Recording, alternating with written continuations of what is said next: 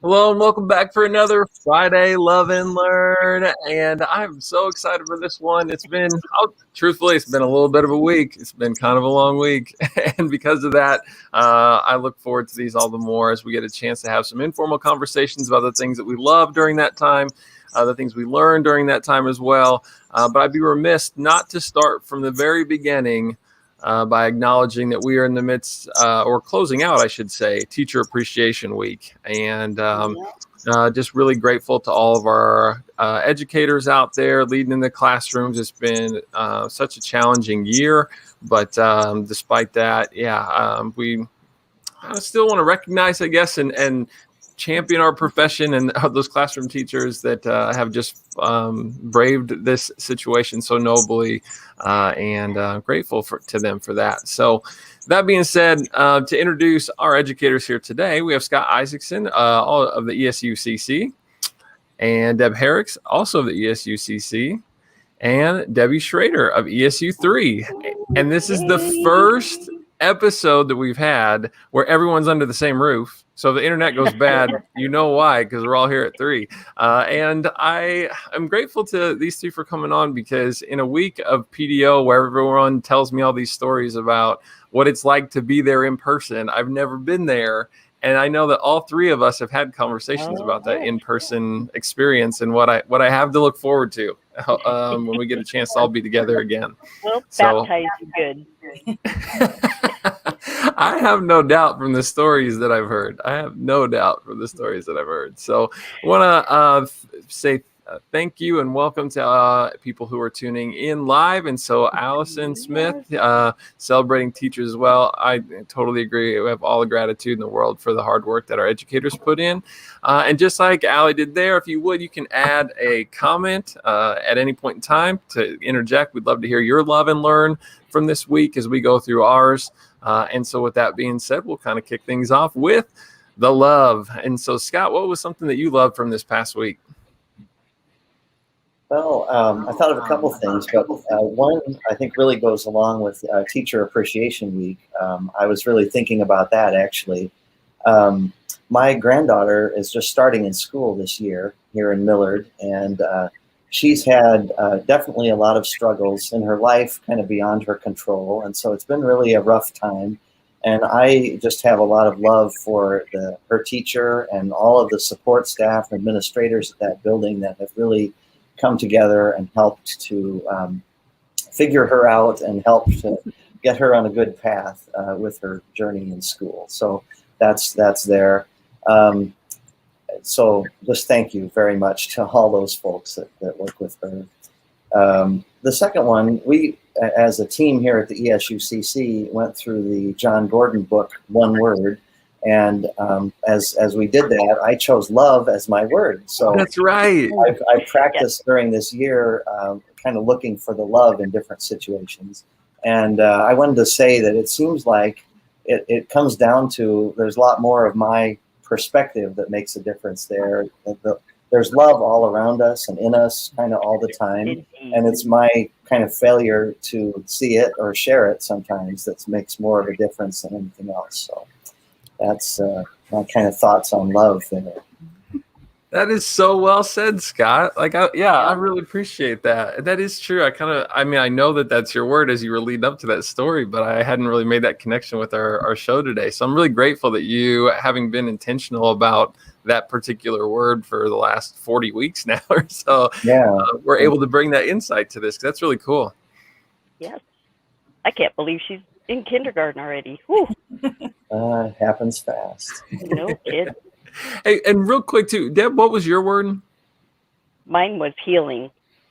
Okay. With the chaos of the last year with, just COVID and, everything was turned upside down for a while. And it's great for seeing us all get back to somewhat of a normal. Once we can chuck our face masks, we'll be good. Yep. And at least here at ESU3, we got a chance to, if you're in your wing, you don't have to wear your mask. And what constitutes a wing is something I learned the hard way, by the way. First thing Monday morning. Yeah. Walked down the hall without it, walked right back to get it. So I'm learning as well. Maybe that was my learn for this week. But Debbie, have you ever done a one word, like a one word resolution? Yeah, my one word is discipline this year. Just good one. Yeah, I just feel like the older I get, the more I need to be intentional and disciplined with getting my workouts in, getting, recognizing people that I love. I think that's a great word, Scott. That's just really cool that that's your word, to be intentional.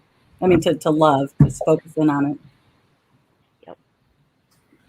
Yeah, and I mine was listen, and I think actually, Debbie, it's kind of similar to what you're talking about there, and that I don't always. I feel like I'm an intent listener and conversationally, so it's not in that context, but more so just slow down, get more sleep, take a little better care of yourself. And I have certainly ebbed and flowed with that over the course of this year. Good struggle, healthy struggle to have. But that's cool. That's cool when you kind of hold on to that one word throughout the year. So that said, continuing back to love and that conversation, Deb, what's your love from this week? Well, mine is always, as crazy and chaotic as our 3 weeks a year are together for our PDO events. Our ESU friends across this great state fill my bucket, and I just love every minute of it, and I cannot wait until we are back in person in September, hopefully. Fingers crossed. For sure. The shout out to Stacy Bess for the great presentation that it just, set us on the path of leadership. So I like being the glue that sticks us all together. You do an amazing job with that. I can't all the notes and the breakout rooms and all the people calling you and where's this and what's that. It really comes together well, and it shows all the work you put into it. Great fun. I love those weeks, as exhausting as they are. Well, I'm certainly grateful, because how many times, Deb, did I run out of my office going, I can't find the link, I can't find the agenda, I don't even know why I'm in this group. I was lost multiple times, and thank the good Lord for Deb Hericks is all I got to say. So yeah. Oh, and we have some people sharing their one word. So that's cool. Hope. Love to see those come in. Allison's sharing over the word hope for this year. 2021 word of the year for Dawn is renew. I really like that one as well. And those are always so fun to think about it. And I think the word can kind of take on a new meaning for people sometimes, from like over the course of the year as you think more intentionally about it. And always great to see what people share out. So that said, Debbie, what is your love? I'm going to kind of piggyback on what Deb said, except I'm going to specifically narrow in on the retirements that we celebrated and recognized this week at ESPDO.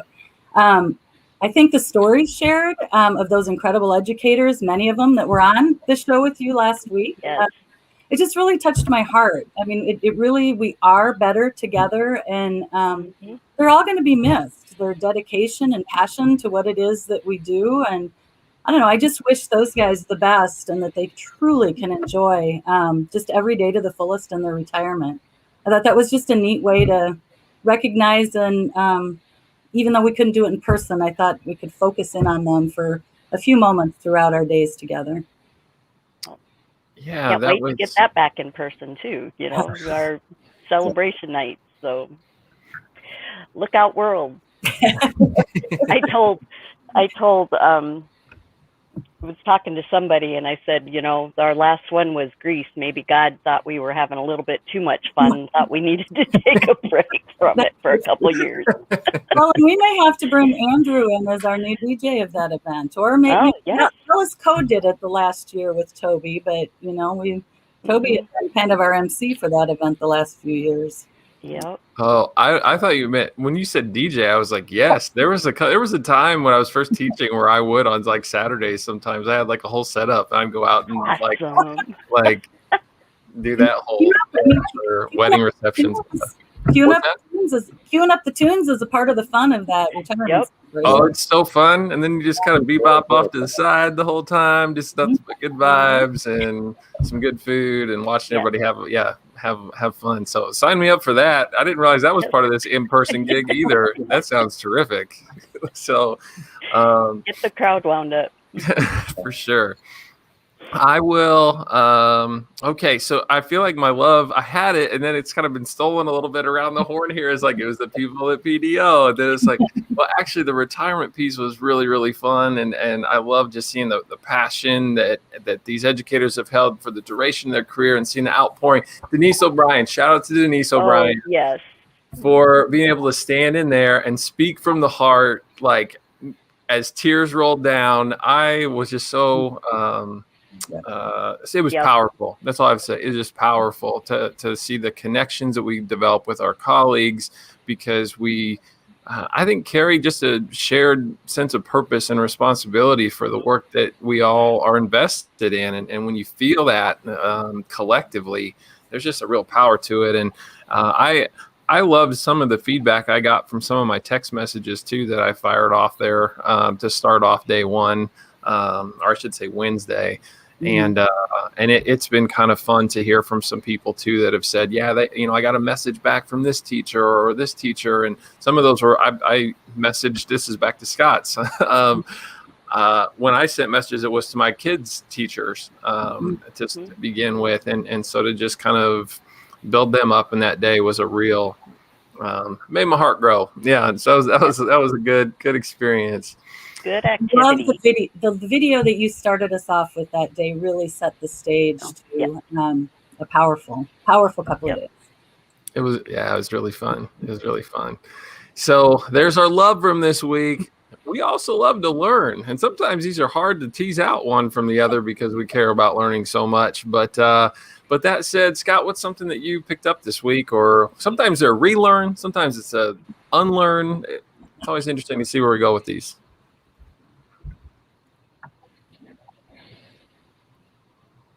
Yeah, kind of all of that, I think, definitely. I certainly feel a bridge between the love and the learn and things here. But Debbie, with what you said about discipline and it just seems like so many things we're doing right now are harder than they should be or used to be, and we really do have to focus and try really make sure that we're focusing on the right things.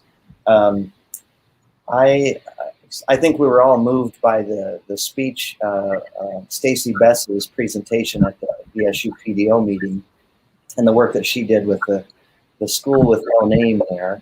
And certainly I don't expect I'll be in that kind of a situation, but to take off of that a little bit, it made me think about the impact we all have on the people around us.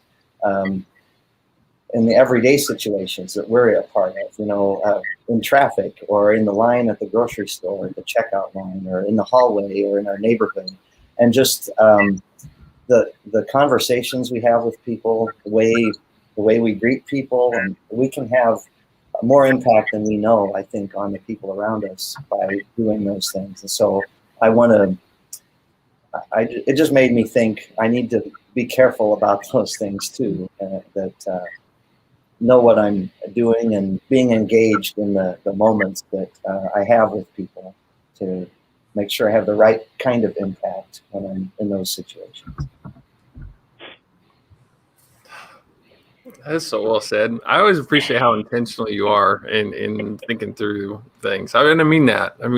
That's been something I've really appreciated about our friendship over this year is, don't always get to interact with people in person very often. And that has really rang true in our conversations, I would say, Scott. And you're so right. You're so right with that. Deb, what's your learn from this week? Well, back to Denise and how passionate she was. It's like I just reaffirmed how passionate our people are, and they're passionate about their work, about the people that we work with. I mean, we are truly blessed. But I would say my biggest learn is acronyms. It's like no matter how long we've been working, there's always more acronyms out there, and I was like, we need to update our list, Debbie. The ESU3 list is updated, and I worried about that when Dave made a copy of my list a few years ago. That I he was know. gonna update that. So I probably should just share my original one, because I have been, the NTPPS and the different ones that are new seed. Yeah, I've Mine tried. was EOP. I'm like, what's EOP? Emergency Operation Plan. Okay, now I have a clue what people are talking about, right? But yeah, did you add the AAA, the new rules? Oh yeah, that'll be. Yeah, I don't know if I did put that one on there, but yeah.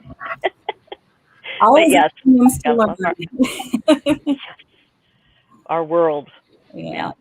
Oh. Acronym rich, that's for sure. Yes. I'm always like, trying to drink the alphabet soup, and I'm never on top. Again, that's another. I'm going to run to Deb and ask her most of the time if I get lost on those things. But a couple of years ago, Dave Ludwig started us off. Remember the alphabet soup? That was the whole. Yeah, that was the whole PO was talking in acronyms. Yep. No, that was great. That is pretty funny. Well, Debbie, what was your learn from this past week? Well, there certainly was lots of learning at SDA and PDO. However, I decided to share a book I've been listening to this week on my walks. Bold School, Weston, and I'm not sure if you pronounce it Kieschnick. He was one of the keynotes at NETA this year. And thanks to Scott Isaacson, I was able to get it on my phone so I could listen to it, because I hadn't downloaded Sora onto my phone, so that I could borrow the book. And thank you, ESUCC, for allowing us to borrow books instead of having to buy books. It's a great thing if you haven't done that. But the books really, the word bold really comes from blending the new technologies with the word old. So blended and old for bold leadership. And I think it's just an important reminder that we have things that we know are good in education, and we just maybe need to be reminded of how can we update and tweak them so that they work or are even more powerful when we integrate it with some technology. So that book, Bold, I also thought when I found out who was going to be on this week, I thought that really kind of represents, for sure, Deb and I, and Scott too. I think, I don't know how long, but I know we've probably all three been here at least 15 years. Deb, if you go back to your days with My E-Learning when we worked, you weren't officially ESU, but kind of. I guess you were an ESU 10 employee then, weren't you? Yep, I was. So I figure we're kind of bold, the three of us. We're blending the new stuff, but we're kind of old too. But I think that can be a good thing when we blend with the old. So I've really enjoyed that book, and really to focus in on maybe not being old or outdated, but I'm maybe just a little more bold these days. Yeah. Okay. Well, I'm gonna throw a curveball in here then. So. I saw head nods from around the horn here when you said that you all might consider yourselves as bold according to Debbie's definition. So can I get one example then of kind of an old school, in your opinion, thing that you feel like is present now in a blended, or technology updated kind of way, maybe beyond what Scott and I collaborated on this week, which was to take all the Mike Danahy's old friends and make them talk, which was really funny. That whole initiative, I was just dying the whole time putting that together. So thanks to Scott for our collaboration on that. But do you have a bold example? Well, I think, I've been using Jamboard a ton. So instead of, we can't be in person doing our sticky notes all over the wall and reading and sharing. So integrating that same strategy of being able to brainstorm and get ideas out onto a Jamboard where we could be doing it and we aren't anywhere, we're very remote and distant from each other, and still share ideas and do some of that brainstorming and collaborating. That would be one that comes to mind for me. It's a great example. Yeah, it is good. And I even think back to the My E-Learning days, the Angel platform for, and just how, because I was going back through old files a couple weeks ago, cleaning out my drive, and it's not so clunky anymore. It's that technology has come a long way, and it's easier, and it's great to We see had it implemented. we had math teachers collaborating from distance through my e-learning. Was that 15 years ago? I don't know. Yeah. We had a statewide grant on that platform, and so we were doing blended learning back then. Yes. It just looked different, but it certainly made a network across the state easier to work when they had a platform to do that on. Yep. Cool. Oh, our math friends. Those were fun days. I love to see how the best parts of those systems kind of carry forward into today. So that some of the best features of those things that were brand new at that time are still there, and it's all been enhanced and improved, and we keep moving forward. Yeah, could we have survived the pandemic without the video part being added? I mean, that's what we didn't have initially with, Angel. We could do some of the collaborating, but boy, I don't know how we would have survived this last year without having the video conferencing. That's hard to imagine, yes. So much part of our world. I would agree with that in both a functional sense, in terms of just trying, like, for productivity's sake and for learning's sake, but also even just that social piece and what it would have done to our mental health to not at least be able to get online and connect with folks and have a shared sense of purpose. Like we said, that it can still happen in this space, even though it's maybe not ideal, but that's why we're here right now, right? Right? It's just to build community and to connect. And so thanks for sharing that, Bold. We're gonna have to look into that. It's on Zora, so you can check it out. I'll be putting it back probably this weekend. Noted. Will it be competition to it next? So then, to share mine now, I was this really could have been the love also, but Brooke Cavan reached out, it might have been a month ago, and was sharing with me an idea she had for a podcast. And she has a cousin who attends Millard West, who has some significant impairments with her sight. She described it. She really only has vision in one eye, and describes it on the podcast as being if you're trying to look through a toilet paper roll that had wax paper on the end. And so there is some significant challenges that her cousin faces. And despite that, she has found a way to navigate the hallways and do exceptional things and excel as a student. And that's come in, no small part to the support that she's received from teachers, and like at her school and throughout, kind of her, because she's a junior now. And so why not tell her story? It was really, something that we thought to do. And whenever I got a chance to go and be a part of that conversation, which was Wednesday, once PDO had ended, it was uplifting. It was powerful. Yeah, again, to use that word, to just sit there and talk with both Camille, and then she also selected Tyler Berzina, who I found out actually knows. Awesome. Yep. I bet the best high school physics teacher in the state, hands down. He's incredible. He was tremendous. And so as he was talking, we posted, and I don't want to get too much from the podcast away, you should check it out. But the question I posed was like, well, where it's tough as a teacher sometimes to dial in along that fine line. I don't know if you ever actually do it. It's more kind of, you're sensitive moment to moment probably. But what is an accommodation, and where does it reach kind of a level of where the learning experience is equitable versus being, well, you're probably getting a little bump actually because this is making it easier for you than it might need to, or we've not adequately met that, and so your struggle is still because it's not necessarily, I would just say, fair, right? And it was really fun to hear him talk about the way he frames that. And he said that he felt like the content, that learning is, and he as a physics teacher started to use what I would call scientific terms. That's the constant.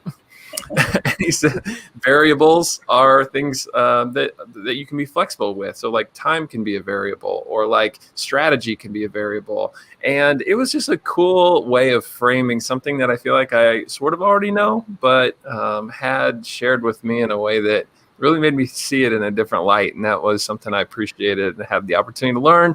So if you want to check out that conversation, it's coming early next week. And like you said, Tyler was terrific, and Camille, I've been inspired by since I got a chance to meet her on Wednesday. Brooke did a great job. It's a fun conversation.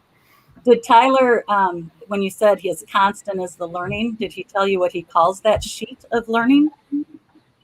He calls students, but I mean, as a high school teacher, it's just, he calls that his sheet of caring that lists their learning objectives. Like that's how he introduces the work for the kids. This is our learning target for today.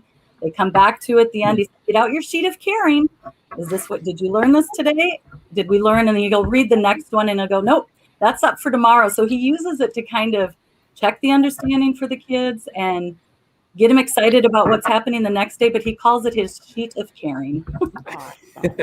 Well, you know, and I had the thought with Teacher Appreciation Week too, a long time ago, whenever I was like, I wonder if we could have teachers, but it's in the middle of school. It's kind of hard to like, get, but I would like to over the summer invite some teachers like Tyler and like Melissa Pilikowski is a good friend. I see Jeff McQuiston's on here, so I'll give a shout out to somebody up in Valentine. And some folks too, I think would be really fun to have on in this format and learn from too. So there's Jeff. I love his profile picture, by the way. I'm gonna let it sit there for a minute. I don't know if love is the right word. I'm sure there's a story behind that picture. Jeff, you know I love you, but I don't know. Maybe I'm sure Jeff's got a big smile on his face right now. But yeah, Zoom is great, and we do have to kind of maintain those relationships, and it's good to be able to do that in this space, because without it would have been really tough. So that said, speaking of connecting and collaborating and learning online, this has been a great session. And so thank you all for your time, for all of your, we got another comment here. Loves and learns from this week. Yeah, absolutely. Allison, I'm going to say highly recommend, because it was fun to be there in person. I'm editing it right now. Actually, I was working this morning on it, and I think just a good conversation to access. And so, Jeff, Debbie, you love it. Come on. Yeah, I don't know if Jeff was on at the beginning, but Jeff and I were strategists together, and we would not have survived when, I think Scott's the one that said Deb is the glue that holds us all together. Those early years when CC was formed, strategists really did a lot of work that Deb thankfully is now doing, as far as putting things on the registration and, on the PDO website and figuring out budgets. And so, yeah, Jeff, I think you'd probably agree. Deb was definitely the glue that kept us together during those crazy times when we were strategists. But Andrew, I also don't want to forget, for all of our moms out there, to say Happy Mother's Day. The moms, right out. And also to those that maybe have the maternal type bonds with lots of special kiddos in their lives, because Mother's Day can be hard for some people that don't have kids that would like to have kids. But for everybody out there, you're special in the lives of all the students you've touched. So celebrate Mom's Day this weekend. Yes.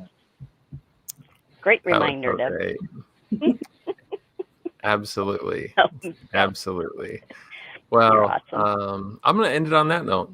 So well said, Debbie. Thank you, Scott, Deb, as well. And we'll see everybody back again next week. All right. Take care, everybody. Have a great weekend. Yep. Have a great weekend.